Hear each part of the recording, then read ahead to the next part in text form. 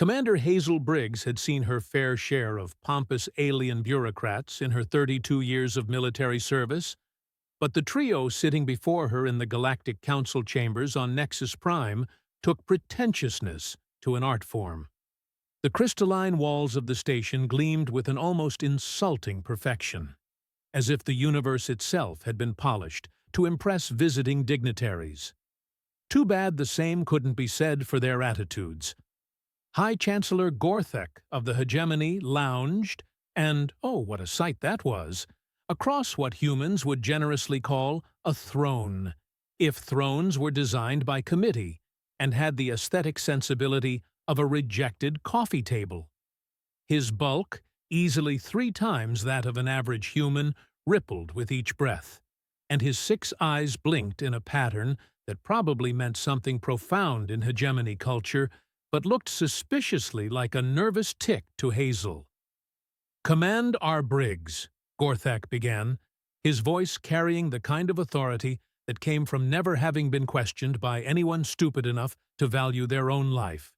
"We have concerns about humanity's contributions to our alliance." Hazel shifted in her chair, a human-sized concession that probably cost the Council a fortune in design consultations, and resisted the urge to roll her eyes. She'd been expecting this song and dance ever since humanity had been granted provisional membership in the Galactic Alliance 18 months ago. Nothing said, "Welcome to the neighborhood," quite like a performance review that felt more like a trial. "Concerns," she repeated, letting the word hang in the recycled air like a bad smell. "Well, that's specific." Ambassador Ulvex of the Crystal Dominion, a being that looked like someone had crossed a praying mantis with a disco ball, clicked their mandibles in what might have been disapproval. The sound echoed off the chamber walls with the musical quality of breaking glass. "Your species has been allocated significant resources, Commander. Military contracts, protection agreements, trade partnerships. Yet we have seen little evidence of your people's supposed leadership capabilities." Leadership capabilities. Hazel tasted the words like they were wine that had gone off. Right, because successfully defending 3 colony worlds from pirate raids and negotiating the peaceful resolution to the Outer Rim mining disputes doesn't count as leadership. Got it. War Marshal Brendis of the Iron Fleet, who looked exactly like what would happen if someone decided to give a rhinoceros opposable thumbs and delusions of grandeur, snorted through his elaborate nasal apparatus. The sound was somewhere between a steam engine and a dying walrus. "Anyone can follow established protocols, human. Any competent military commander can execute predetermined strategies. What we question is your ability to truly lead."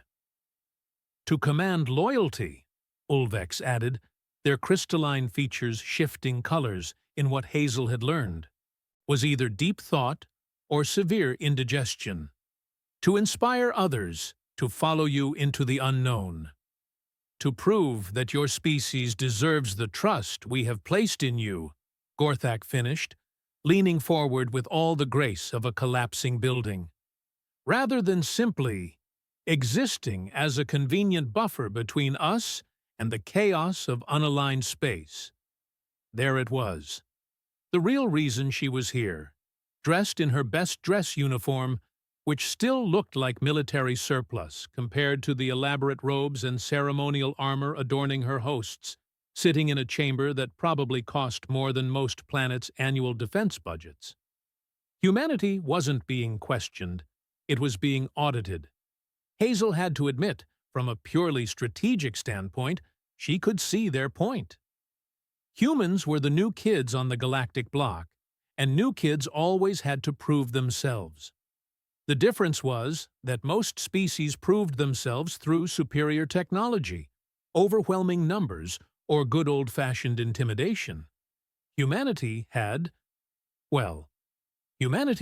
Hazel Briggs and her increasingly creative approach to military leadership. "So, what exactly are you looking for here?"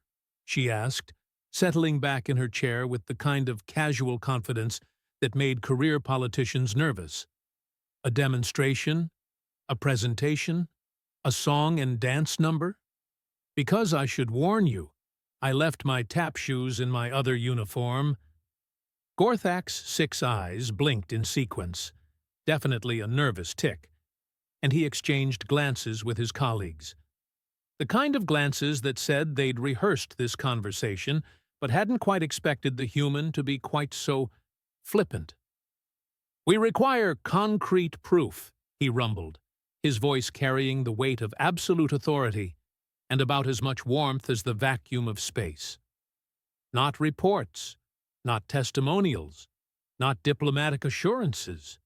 We need to see, with our own optical organs, that humans can command respect and obedience from those who are not of their own species." "A practical demonstration," Ulvex clarified, their mandibles clicking with what might have been excitement or the alien equivalent of bloodthirst. "You will be given a command situation. Alien troops, alien equipment, alien protocols. You will either succeed in leading them or humanity's contracts get terminated." Brendis finished, his tone carrying all the subtlety of an orbital bombardment. "Along with your protection agreements, your trade partnerships, and your cozy little seat on the Junior Members Council." Hazel felt a smile tugging at the corners of her mouth. Not a pleasant smile, the kind of smile that had made enemy commanders reconsider their life choices on 16 different battlefields across 4 star systems. A test of command authority. How original. "You find this amusing, human?" Gorthak's bulk shifted forward, and the chair beneath him groaned in protest. "Your species' future in this alliance hangs in the balance, and you respond with sarcasm?" "I respond with confidence," Hazel corrected, standing up with the fluid motion of someone who'd spent more time in combat armor than civilian clothes. "Because here's the thing about humans that you haven't figured out yet. We don't just adapt to challenges, we improvise with them. We take your carefully planned scenarios and turn them into jazz sessions." She took a step closer to the elevated platform where the 3 aliens held court, and the chamber's environmental systems automatically adjusted the lighting to accommodate her movement. Even the station was programmed for drama. "You want proof of human leadership? Fine, I'll give you proof. But when I do, when your little test is over and done with, we're going to renegotiate those contracts. Because after today, you're going to realize that humanity isn't just another member species looking for protection and trade deals." Hazel's grin widened, and, for a moment, the 3 most powerful military leaders in known space felt something they hadn't experienced in decades. Uncertainty. "We're the species you're going to want leading the next time the galaxy goes to hell." The silence that followed was the kind that made stars hold their breath. Then Gorthak's rumbling laughter filled the chamber, a sound like distant thunder mixed with grinding metal. "Very well, Commander Briggs. Your confidence is notable. We accept your challenge." "Our challenge?" Ulvex's crystalline features shifted to a distinctly skeptical hue. "I believe the challenge was ours to issue." "Details," Hazel waved dismissively. "The important thing is that we're all on the same page. You want to see leadership. I want to show you what humans are really capable of. Everybody wins." "Assuming you succeed," Brendis pointed out, with the cheerful optimism of someone scheduling a funeral. "Oh, I'll succeed," Hazel assured him, already turning toward the chamber's exit. "The question is whether you're ready for what success looks like when a human is in charge." As the massive doors sealed shut behind her with a finality that would have made lesser beings reconsider their career choices, Hazel Briggs allowed herself a moment of pure, unadulterated anticipation. She'd been wondering when someone would finally ask her to prove what humans could do when they stopped playing by everyone else's rules. Today was going to be fun. The combat training deck of Nexus Prime was, Hazel had to admit, impressively excessive. The kind of impressively excessive that made military contractors weep with joy and taxpayers weep with despair. The arena stretched out before them like a metallic canyon, complete with adjustable terrain features, holographic environmental simulators, and enough firepower to level a small moon. Compensating for something? Hazel muttered under her breath as the viewing platform descended into the arena proper, carrying her and her 3 alien judges toward what was either going to be a demonstration of human ingenuity or a very expensive funeral. High Chancellor Gorthak's 6 eyes tracked the movement of the platform with the focus of a predator watching prey, though in his case it was more like a very large, very lazy predator who preferred his prey to come to him pre-seasoned. The training deck has been configured to simulate a variety of combat scenarios, Commander. You will find the equipment adequate. Adequate, Hazel repeated, eyeing the rows upon rows of what looked like mechanical nightmares designed by someone with serious anger management issues. Is that what we're calling enough advanced robotics to outfit a small army these days? Ambassador Ulvex's crystalline features shifted through several colors before settling on what Hazel had learned was their version of smug satisfaction. These are standard Galactic Alliance training constructs, Commander, each one programmed with the tactical knowledge of a dozen different species and equipped with adaptive combat protocols. They learn, they adapt, and they do not show mercy to incompetent leadership. War Marshal Brendis gestured toward a section of the arena where various alien figures stood in loose formation, and Hazel felt her confidence take a small, tactical retreat. Your troops, however, are not constructs. They are real soldiers, volunteers from various member species who have agreed to participate in this evaluation. Volunteers. Right. Because nothing said volunteer quite like the way the assembled aliens stood at parade rest, with all the enthusiasm of beings attending their own execution. Hazel counted roughly 40 individuals spread across the arena floor, representing at least 8 different species, and every single one of them looked like they'd rather be anywhere else in the galaxy. Let me guess, Hazel said, as the platform settled onto the arena floor with a soft thud that somehow managed to sound ominous. These volunteers have never worked with human commanders before. Correct, Gorthak rumbled, with the satisfaction of someone revealing a particularly clever trap.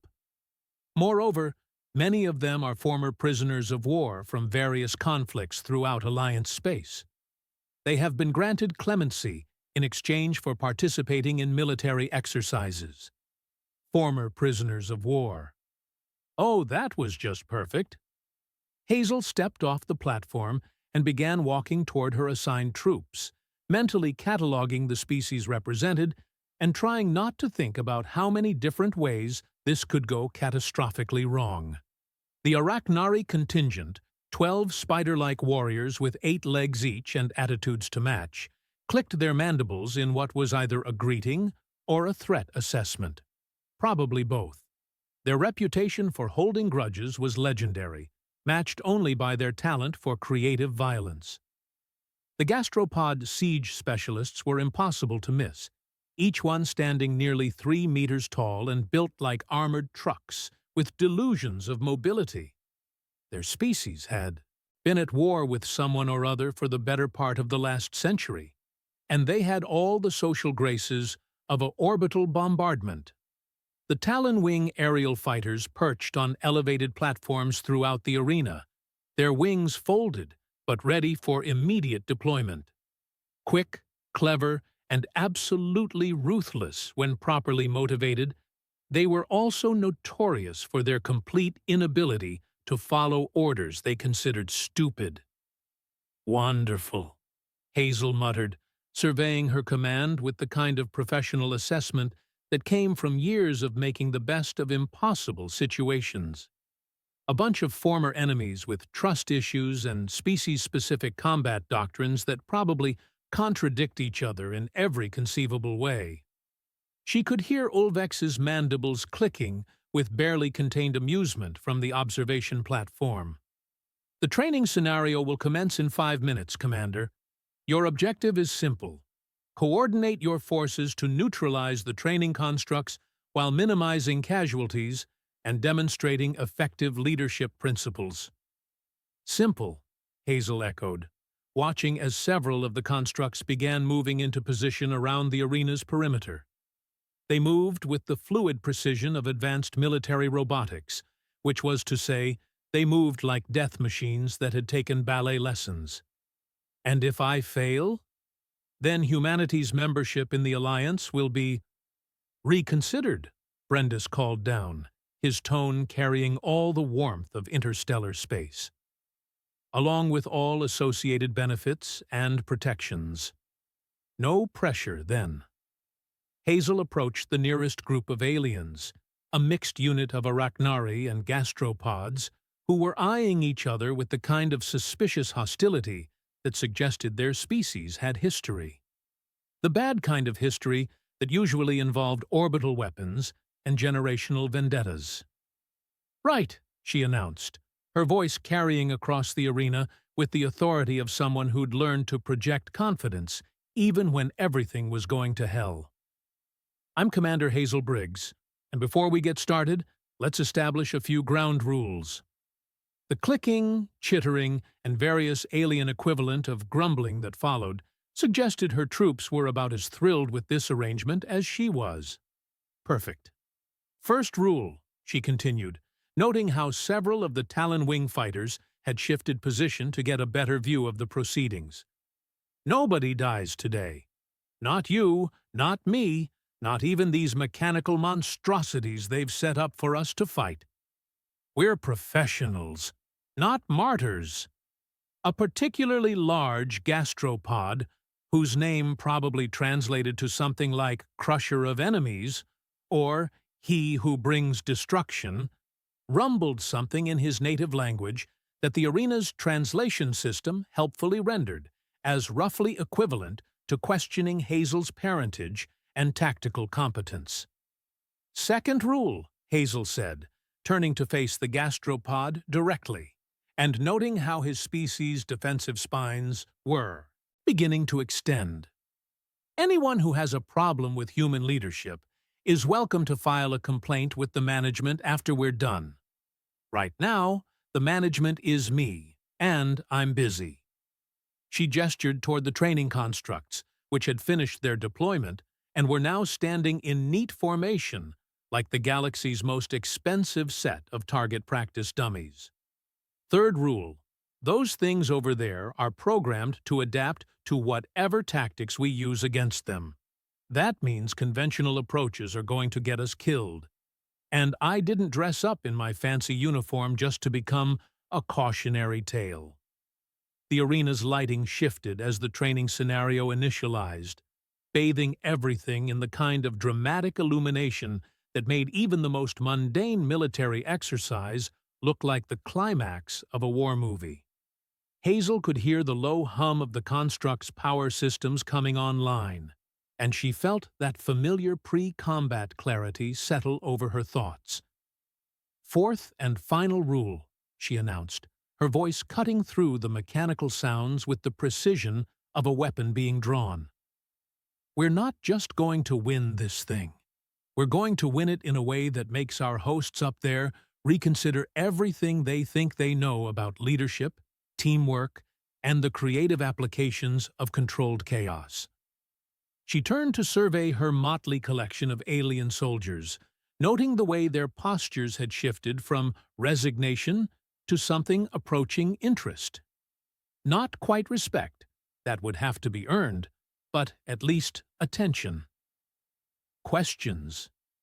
The silence that followed was broken only by the steady hum of advancing machinery and what sounded suspiciously like Gorthak placing a bet with his colleagues on how long the human would last. Excellent, Hazel grinned, and for the first time since accepting this challenge, she felt the familiar thrill of a plan coming together. Let's go show them what happens when you give a human an impossible situation and ask her to make it work. The training constructs began their advance, moving with mechanical precision toward the center of the arena, where Hazel and her unlikely command stood ready. What happened next would either secure humanity's place in the galactic community or become a very expensive lesson in the dangers of overconfidence. Hazel was betting on the former.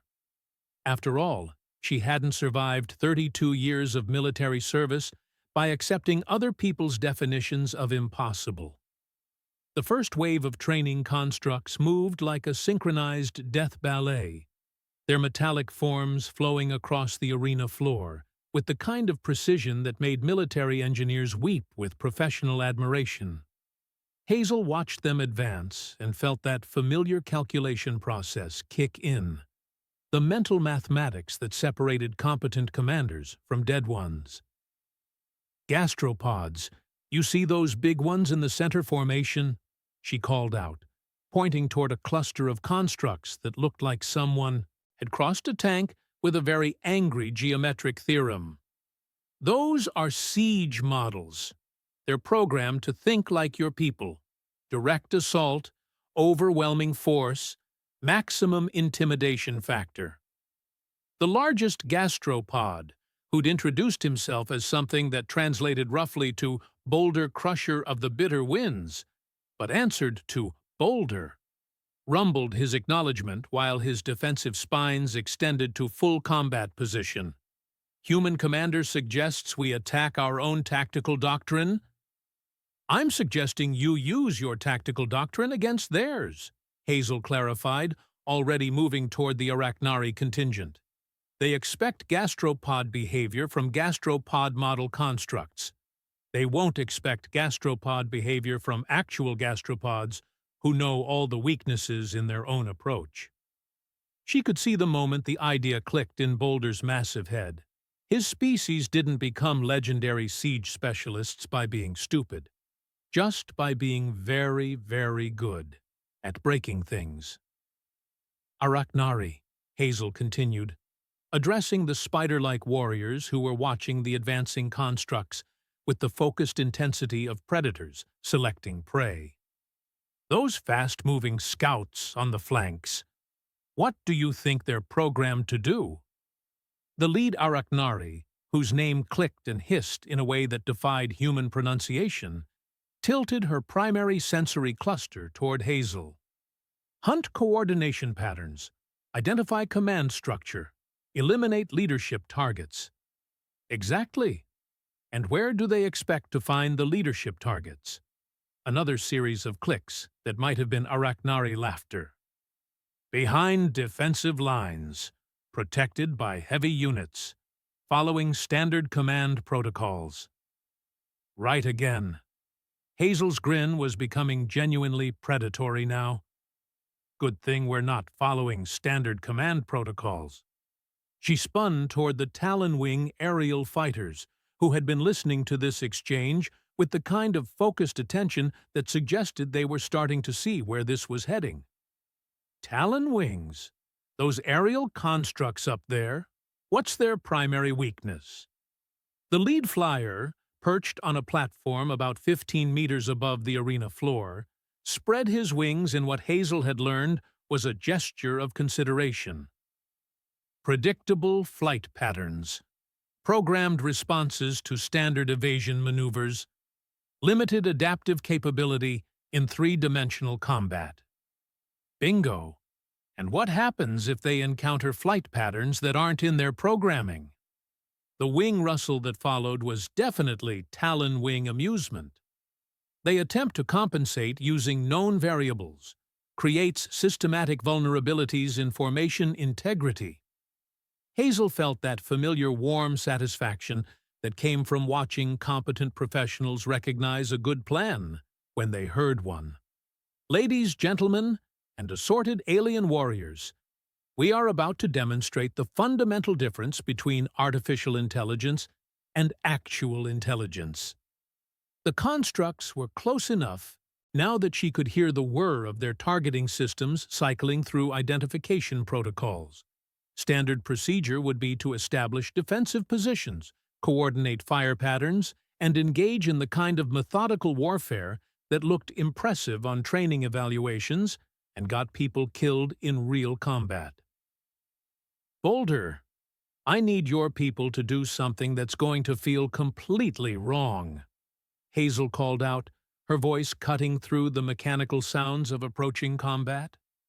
I need you to advance toward the siege constructs, but not to engage them. I need you to make them think you're about to engage them. Then break off at the last second. Boulder's massive head swiveled toward her with the grinding sound of stone on stone. Human commander asks gastropod warriors to retreat? I'm asking gastropod warriors to be sneaky, Hazel clarified. Just this once. Trust me, it'll be worth it. The sound Boulder made might have been laughter, or the noise heavy machinery makes when it's about to break down. Either way, he began moving toward his designated targets with the kind of thunderous determination that made the arena floor shake. Arachnari, you're with me, Hazel announced, already moving toward what looked like the most heavily defended section of the construct formation. We're going hunting for command nodes, and we're going to do it in the most visible, obvious way possible. The lead Arachnari's mandibles clicked rapidly. Obvious approach contradicts Arachnari tactical doctrine. It contradicts human tactical doctrine, too, Hazel admitted. That's what makes it perfect. She could hear Ulvex's mandibles clicking, with what might have been confusion from the observation platform, but there wasn't time to explain the finer points of tactical psychology to crystalline bureaucrats. The constructs were close enough now that their weapon systems were coming online, and the distinctive whine of charging energy cells filled the arena. Talon wings, she called out. You're my ace in the hole. Wait for my signal, then show those flying constructs what happens when someone who actually understands three-dimensional combat gets creative. The lead flyer's response was a wing pattern that Hazel had learned meant understood and approved. Good enough. The first construct reached engagement range and immediately did exactly what its programming dictated. It targeted the most obvious command authority and opened fire with enough energy to sterilize a small building.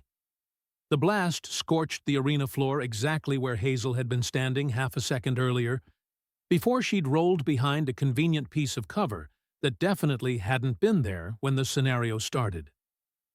Adaptive terrain features, she muttered, noting how the arena's environmental systems were apparently designed to keep training scenarios interesting. Of course they have adaptive terrain features. The Arachnari warriors flowed around her position like liquid death, their eight-legged mobility letting them navigate the suddenly more complex battlefield with the kind of grace that made human infantry tactics look clunky by comparison. They weren't engaging the constructs directly. Instead, they were doing exactly what Hazel had asked, making themselves as visible and obvious as possible while moving toward what appeared to be the enemy command center. The constructs responded exactly as programmed, shifting their formation to counter the perceived threat, which left their flanks exposed to Boulder and his gastropod warriors, who had spent the last 30 seconds convincing the siege constructs that they were about to engage in the kind of direct assault that gastropod forces were famous for. Instead, at the last possible second, Boulder's entire unit shifted direction with the kind of tactical flexibility that siege specialists weren't supposed to possess, flowing around the construct formation like an avalanche that had suddenly decided to become a river. The construct's adaptive protocols tried to compensate, but they were dealing with variables that weren't in their programming. Gastropod forces that used mobility instead of brute force. Arachnari warriors that announced their presence instead of relying on stealth. And somewhere in the middle of it all, a human commander who was apparently using herself as bait while coordinating a three-species assault that violated every tactical doctrine in known space.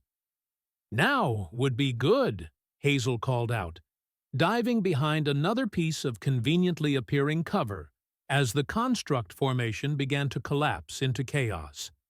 The Talon wings dove from their elevated positions like falling stars with attitude problems, their wings cutting through the air with the kind of precision that came from evolutionary perfection meeting tactical innovation.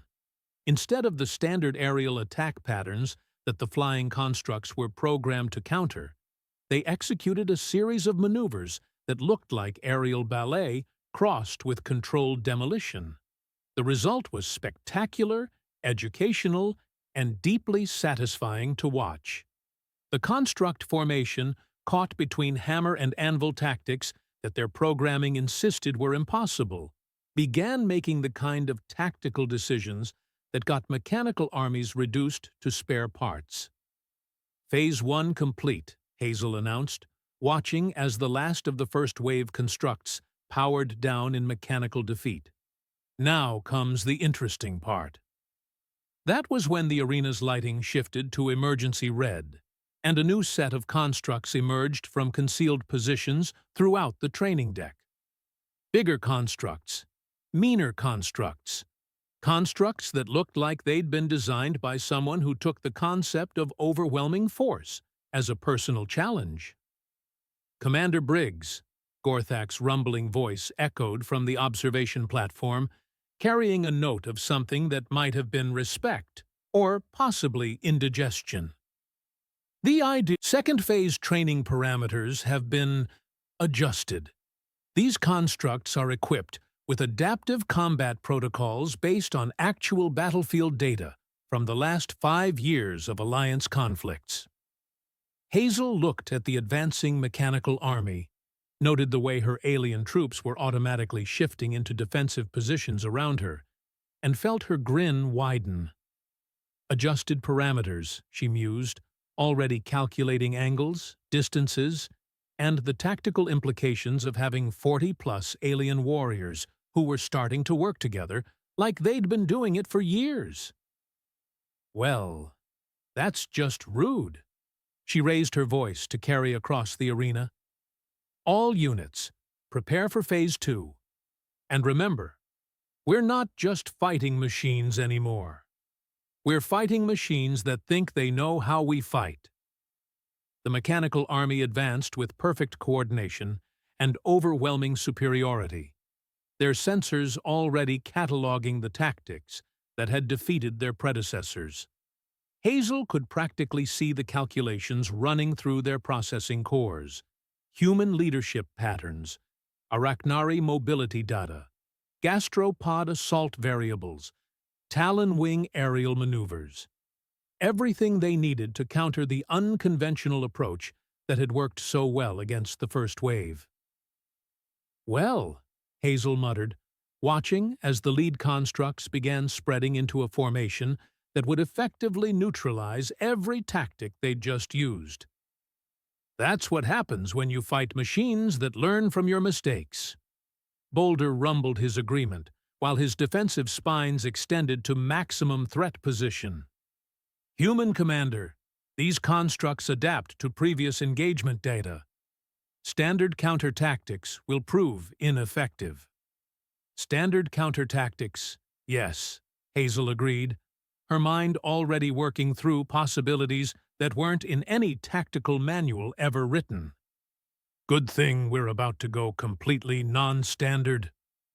The lead Arachnari warrior clicked her mandibles in what Hazel had learned was either anticipation or the alien equivalent of questioning someone's sanity.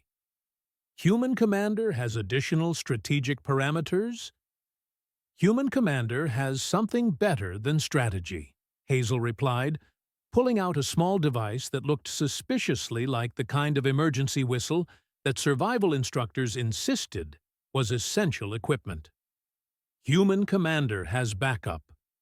She could hear Ulvex's crystalline features shifting colors with confusion from the observation platform. Commander Briggs, no additional resources were authorized for this evaluation. The scenario parameters specifically prohibit external assistance. Who said anything about external assistance? Hazel called back, already calculating distance, timing, and the precise acoustic properties needed for what she was about to attempt. I'm working with the resources I brought with me. War Marshal Brendis's rhinoceros-like snort echoed through the arena. You brought no additional personnel, Commander. Our sensors confirmed that you entered the station alone. Your sensors, Hazel said with the kind of smile that made enemy commanders start reconsidering their life choices, aren't as good as you think they are. The mechanical army was close enough now that individual targeting systems were beginning to lock onto specific members of her mixed alien force. Standard doctrine would be to establish overlapping fields of fire, coordinate defensive positions, and prepare for the kind of methodical engagement that looked good on tactical evaluations and got people killed in real combat. Instead, Hazel raised the whistle to her lips and blew a complex sequence of notes that seemed to hang in the arena's recycled air, like a musical equation waiting to be solved. The first note was long and low, carrying across the metallic expanse with the kind of authority that spoke to something deeper than conscious thought. The second note rose and fell in a pattern that suggested movement, coordination, and the promise of something approaching from beyond the immediate battlefield. The third note was different, shorter, sharper, with harmonics that seemed to resonate in frequencies that most species couldn't quite hear, but somehow felt in their bones. For a moment, nothing happened. The mechanical army continued its advance, the alien troops maintained their defensive positions, and the observation platform remained ominously quiet as three of the galaxy's most powerful military leaders tried to figure out what the human commander thought she was accomplishing with amateur music therapy. Then the arena's environmental sensors began picking up movement from sections of the station that weren't supposed to contain anything more threatening than maintenance equipment and recycling systems. A lot of movement. The first indication that something was about to change. The entire dynamic of the engagement came from the Talonwing aerial fighters, whose enhanced sensory capabilities were picking up approach signatures that the arena's standard detection systems had somehow missed. "Commander," the lead flyer called down, his wings spreading in what Hazel recognized as the Talonwing equivalent of pleasant surprise mixed with professional respect. "Incoming contacts from multiple vectors. Biological signatures, moving at combat speed." Biological signatures? Gorthak's 6 eyes blinked in sequence as he leaned forward on the observation platform. Impossible. This station's quarantine protocols would prevent any unauthorized biological entities from... His words trailed off as the first of Hazel's backup made their appearance. The maintenance shaft covers around the arena's perimeter began popping open with the systematic precision of a well-coordinated military operation. What emerged from those openings wasn't maintenance equipment or recycling systems. It was teeth, claws, and 200 pounds of genetically enhanced, cybernetically augmented, tactically trained Earth. Predator that had been waiting very patiently for someone to blow the right sequence of notes on a whistle. The first wolf, because that's what it was, despite the obvious technological enhancements that made it look like someone had crossed a natural predator with a military targeting system, padded onto the arena floor with the fluid grace of something that had been designed by evolution and improved by human engineering. It was followed by another, and another. And within 30 seconds, The arena's perimeter was lined with the kind of biological weapons that made mechanical constructs look like expensive toys. What? Ambassador Ulvex managed, their crystalline features cycling through colors that Hazel was pretty sure didn't exist in nature. Are those? Those, Hazel said with the satisfaction of someone playing a card that nobody else knew existed, are why humanity doesn't just adapt to challenges. We adopt them. The wolves weren't alone. From other access points around the arena came creatures that belonged in human mythology more than galactic warfare. Great cats with enhanced reflexes and integrated communication systems, birds of prey with tactical surveillance capabilities, and other species that Earth had produced and humanity had decided to invite along for the ride. Boulder's massive head swiveled to track the movement of what appeared to be a cybernetically enhanced bear that was taking position near the gastropod formation. Human commander brought predator species as military assets. Human commander brought family, Hazel corrected, watching as her biological backup moved into position with the kind of coordination that spoke to years of training together. And family doesn't abandon family when the odds get bad. The mechanical army had frozen in place, their adaptive protocols trying to process variables that weren't in any database ever compiled. Military constructs were programmed to handle alien species with known tactical doctrines, advanced technology, and predictable behavioral patterns. They weren't programmed to handle 200 Earth predators that had been raised alongside human military units, trained in multi-species cooperation protocols, and enhanced with technology that turned natural hunting instincts into tactical weapons systems. Phase 2, Hazel announced, her voice carrying across the arena with the kind of authority that made both alien troops and mechanical constructs pay attention. Now begins. The silence that followed was broken only by the mechanical whirring of construct targeting systems trying to acquire locks on targets that moved like liquid death and thought like pack hunters. And in that silence, 40-plus alien warriors who had started this engagement as reluctant participants began to understand that they weren't just fighting alongside a human commander anymore. They were fighting alongside someone who had brought her entire pack to the party. What happened next would be talked about in Galactic Alliance military academies for generations, assuming there were any instructors brave enough to admit that everything they thought they knew about tactical doctrine had just been rewritten by a human woman with a whistle and a pack mentality that spanned species barriers. The enhanced wolves moved like flowing shadow, given teeth and purpose, their cybernetic enhancements allowing them to coordinate with the alien troops in ways that defied every assumption about cross-species military cooperation.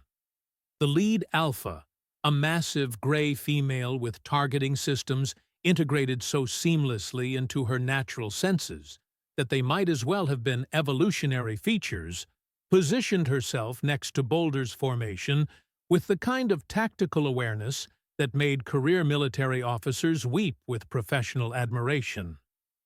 "Gastropods," Hazel called out, her voice carrying the authority of someone who'd just revealed that she'd been playing chess while everyone else was still learning checkers. "Meet your new siege partners. They understand pack coordination, terrain advantage, and the tactical applications of really, really big teeth." Boulder's rumbling response might have been laughter or the sound heavy machinery makes when it's impressed, despite itself. Human commander's predator species understands gastropod tactical requirements. Human commander's predator species understands that successful hunting requires cooperation, Hazel clarified, watching as the cybernetic great cats took position with the Arachnari warriors. And right now, those constructs are prey. The mechanical army's adaptive protocols were running calculations that were producing results that couldn't possibly be correct. 200 biologically enhanced Earth predators working in perfect coordination with 40 alien warriors under the command of a single human who appeared to communicate with her animals through acoustic signals that weren't in any known military database. "This is impossible," War Marshal Brendis rumbled from the observation platform, his rhino-like bulk shifting forward as he tried to process what he was seeing. Biological entities cannot achieve this level of tactical coordination without extensive technological interface systems. "Who said they don't have technological interface systems?" Hazel called back, grinning as one of the enhanced ravens landed on her shoulder and began transmitting real-time battlefield intelligence directly to her tactical display. "You just assumed they were purely biological, because that's what you expected to see." The raven cawed once, a sound that her earpiece translated as "aerial reconnaissance complete. Construct formation vulnerable to coordinated pack assault from vectors 12 through 18. Recommend immediate engagement." "Thank you, Portia," Hazel said, and the bird ruffled her feathers in what anyone who'd worked with tactical ravens would recognize as professional satisfaction at a job well done. Ambassador Olvex's crystalline features were cycling through colors that definitely didn't exist in nature, settling on something that might have been described as existential crisis purple. "Commander Briggs, these creatures, they're not just enhanced animals. They're full military partners." "Now you're getting it," Hazel agreed, watching as the construct formation began its attack run with all the confidence of machines that had no idea they were about to discover what happened when artificial intelligence met the kind of natural intelligence that had been refined by millions of years of successful predation. "Humans don't just domesticate animals. We invite them to join the family, and family looks out for family." The first construct to reach engagement range opened fire with enough energy to level a building, its targeting systems locked onto what its programming identified as the primary command authority. The blast scorched empty air as Hazel rolled behind cover that materialized exactly where she needed it. But more importantly, it triggered a response that the construct's adaptive protocols had no way to predict or counter. Every single one of the 200 enhanced animals reacted to the threat against their human packmate with the kind of coordinated fury that made natural disasters look like minor inconveniences. The wolves moved like a gray tide of controlled violence, their enhanced speed and coordination allowing them to flow around the construct formation, while the great cats provided high-mobility support that turned the battlefield into a three-dimensional nightmare for machines designed to fight in predictable patterns. The birds of prey dove from elevated positions with tactical precision that would have made ace pilots weep with envy, their enhanced talons and integrated weapon systems turning them into living missiles that struck with pinpoint accuracy before disappearing into the arena's upper reaches. And through it all, the alien troops found themselves fighting alongside creatures that seemed to understand not just human military doctrine, but alien military doctrine as well. The wolves coordinated with Boulder's gastropods as if they'd been training together for years. The great cats flowed seamlessly with the Arachnari warriors, their natural hunting instincts complementing the spider's tactical precision in ways that created new possibilities for combined arms operations. The Talonwings discovered that enhanced ravens made excellent wing partners, their different flight capabilities creating aerial maneuvers that no single species could have achieved alone.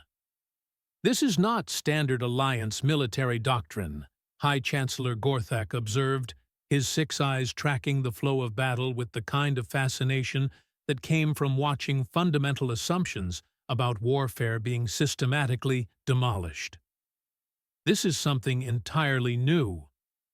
"This is human military doctrine," Hazel corrected, coordinating her forces through a combination of vocal commands, whistle signals, and what appeared to be pure telepathic connection with creatures that responded to her directions as if they were extensions of her own tactical awareness. We don't just command troops, we build families. We don't just follow doctrine, we create relationships. The construct's adaptive protocols were failing in ways that would require entirely new categories of malfunction analysis. Every time they adjusted to counter a tactic used by the alien troops, the enhanced animals would demonstrate a completely different approach. Every time they adapted to counter the animals' natural hunting patterns, the aliens would reveal new capabilities that their coordination with Earth predators had unlocked. Impossible, Brendis muttered, watching as a cybernetically enhanced bear worked with a squad of gastropod warriors to outflank a group of siege constructs that should have been able to counter any assault formation in known military databases. Biological entities cannot achieve this level of tactical integration.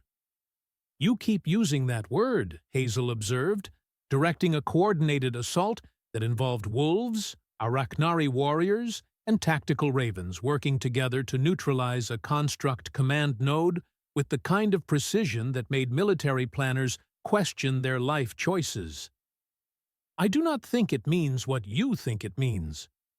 The final construct powered down in mechanical defeat exactly 18 minutes and 36 seconds after the engagement had begun, and the arena fell silent, except for the sound of 200 enhanced predators settling into resting positions while 40 alien warriors stood among them with the kind of expression that suggested they were fundamentally re-evaluating their understanding of military cooperation. "Evaluation complete," Hazel announced, her voice carrying across the arena with the satisfaction of someone who just proved a point that nobody else had realized was being made. Human leadership capabilities demonstrated. Tactical innovation confirmed.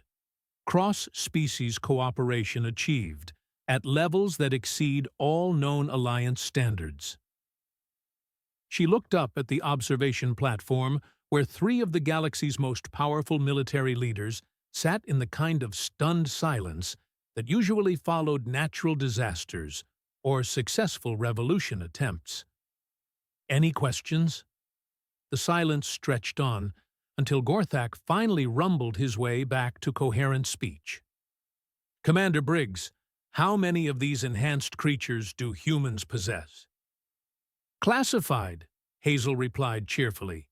"But I can tell you that Earth has been working on the Human-Animal Partnership Program for about 30,000 years. We've gotten pretty good at it." "And they all respond to acoustic commands?" Ulvex managed, their crystalline features settling on a color that might have been described as impressed despite professional obligations. "They respond to family," Hazel corrected. "The acoustic commands are just one form of communication. We also use visual signals, scent markers, tactical displays, and good old-fashioned trust." War Marshal Brendis leaned forward, his bulk creating ominous creaking sounds from the observation platform. "Commander Briggs, humanity's membership in the Alliance will be reconsidered, along with your species' role in our military structure." "Oh, it will? Will it?" Hazel asked, her grin taking on the kind of edge that made enemy commanders start planning strategic retreats. "Yes," Brendis continued, apparently missing the warning signs.